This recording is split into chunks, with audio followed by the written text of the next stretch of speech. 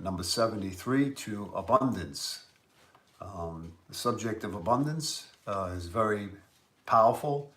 The desire to create a sense of abundance, to receive, is also something we all strive for in some capacity. It's part of being a human on this earthly plane. And I want to welcome you today to Tuesday evening, the Shamanic Journey. Busy day today.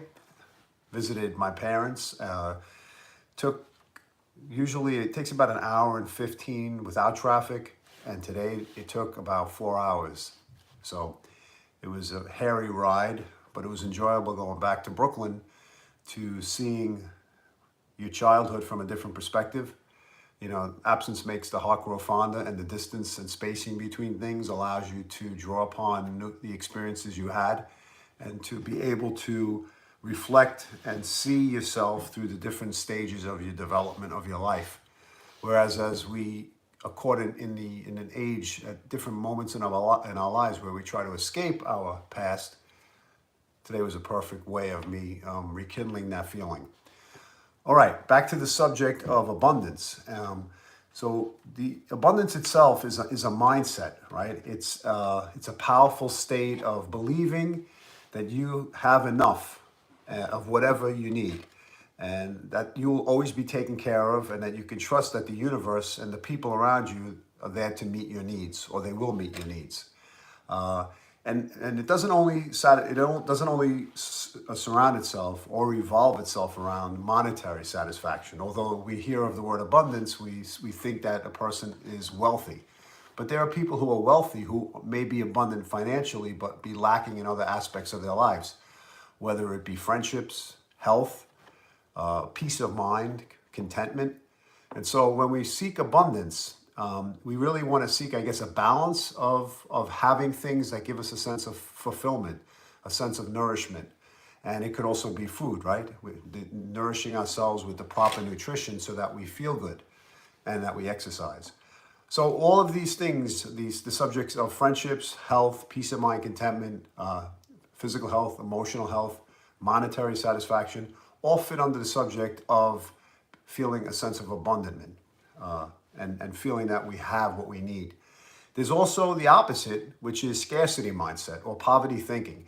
It's when you believe your resources are limited, and that it leads to like a short-term coping, right, instead of the long-term problem solving. And what happens is many people become jealous, they become stressed because they want to keep up with the Joneses. And when they don't feel like they can do it, it's hard for people to see other people succeed or move ahead. So we have to keep in mind that in order for us to overcome this, that the universe is really always supporting us. And we're never alone. It's not a competition in life. Not the feeling that someone else is better than you or that you can't reach that. It takes work, but it also takes a sense of realizing that everybody has their own path and their own dreams, and everybody has the potential to be abundant, but not competing with other people. So there are things that we can do, right? Certain ways to attract abundance into our life. First of all, we can practice gratitude, being thankful for what we have and being appreciative of things in our life.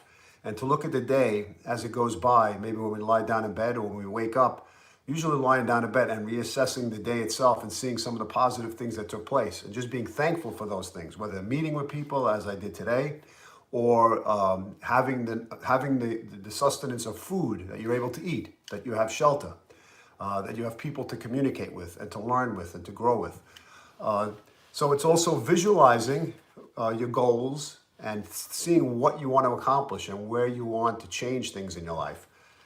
Identifying limited beliefs, recognize, right, and changing any limited beliefs that you have, whether it be about friendships, your health, the ability for you to be content, or financial, the ability to earn money. A lot of times people look at money as a means of control, depending upon how they were raised or how they were brought up. So sometimes people are trusting or mistrusting over the subject of money. Either they want to hold on to it, or they want to overspend it, or they lose the value of it. It's an energy. So being abundant is being in a certain energy. So respecting your money and relating money to a sense of gratitude and openness Having that abundant mindset means you believe you can have what you want and concentrate on what you feel and what you ask for.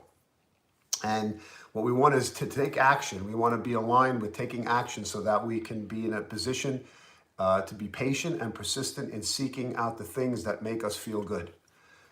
Living in the moment, right? Live every day as if you're already living, you already plan on what you want to take place, and then you live it and you go through the act of fulfilling those manifestations. Giving from our heart is a way of feeling a sense of abundance, right? We come from a place of generosity. And lastly is to celebrate others, which is an important component. We want to celebrate others and hope that they win and succeed. Because again, it's not a competition. And when we start competing, we take away from our own power of being who we're supposed to be and what we're supposed to accomplish. So, hope I said something that resonates with you. And today what we'll do is we will go on the shamanic journey to abundance. If you're new to this channel or to this specific shamanic journey, what we do is we relax. We find a place to either lie down, sit down with our eyes closed, covering our eyes so that we can concentrate, and just allowing whatever images that come up for you to accept them and not judge them and not to try to control them. Allowing our ego to rest and allowing the subconscious mind to come to the surface and connecting to our higher self and the images and messages that come through spirit animals or whatever you receive. So you get comfortable and close your eyes and try to follow along by taking a deep breath in and exhale. Take a deep breath in and exhale. Take a deep breath in and exhale and close your eyes, and here we go.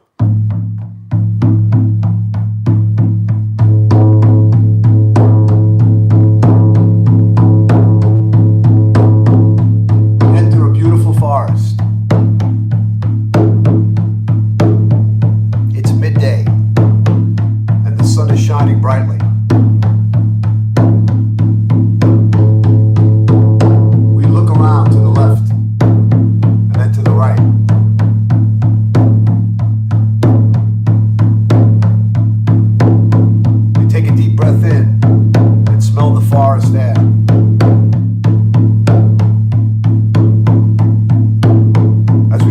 On the path, we hear our feet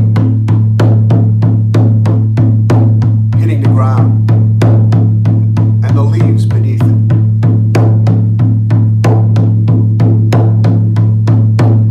The birds whistling in the trees, and we focused on our path.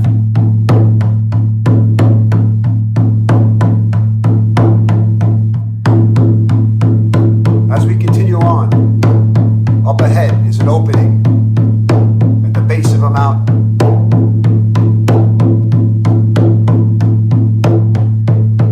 We follow ourselves into this path, using our hands to guide us through the darkness.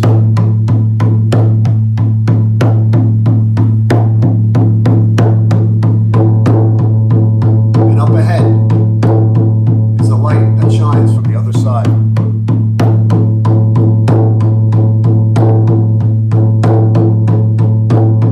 We find ourselves out of the cave in a new atmosphere. Where are you? What does it look like?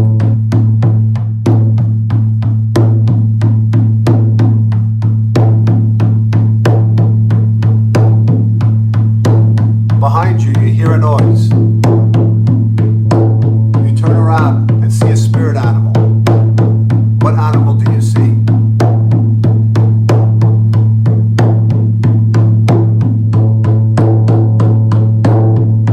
You ask the spirit animal what abundance looks like to you.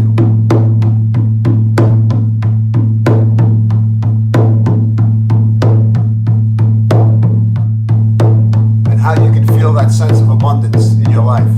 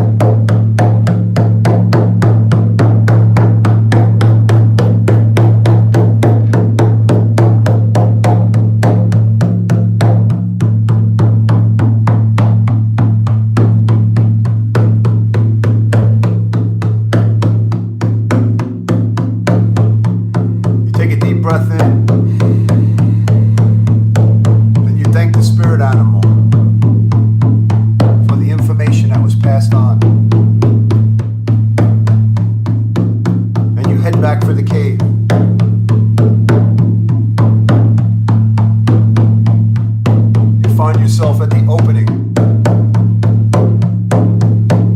into the dark cavernous area, using your hands to navigate.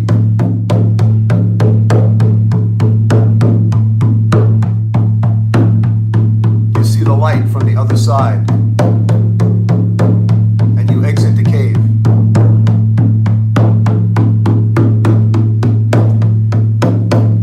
You follow the original path back,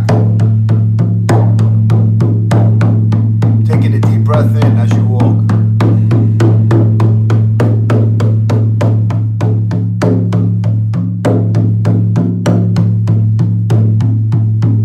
Up ahead, on the right side, is an oak tree. You put your hands around the base of the tree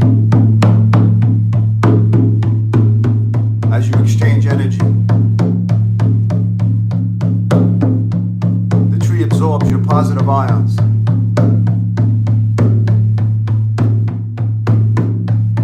And your body is balanced.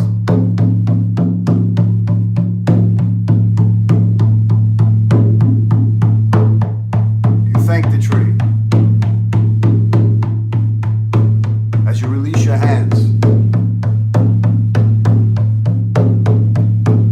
and walk out of the forest.